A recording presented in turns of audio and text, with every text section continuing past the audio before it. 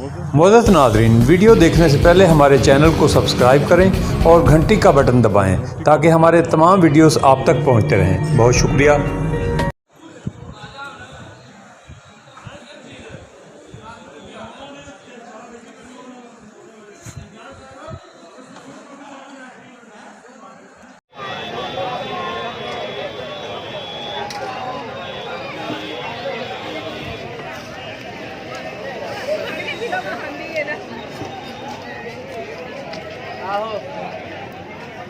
की हाल है सर राजी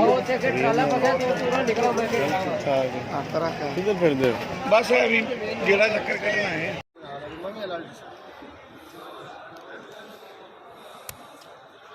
है। टीवी तो चल नहीं है।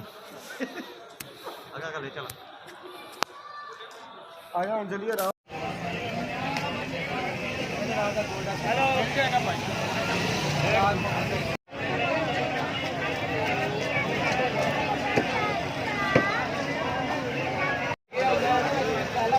कितना की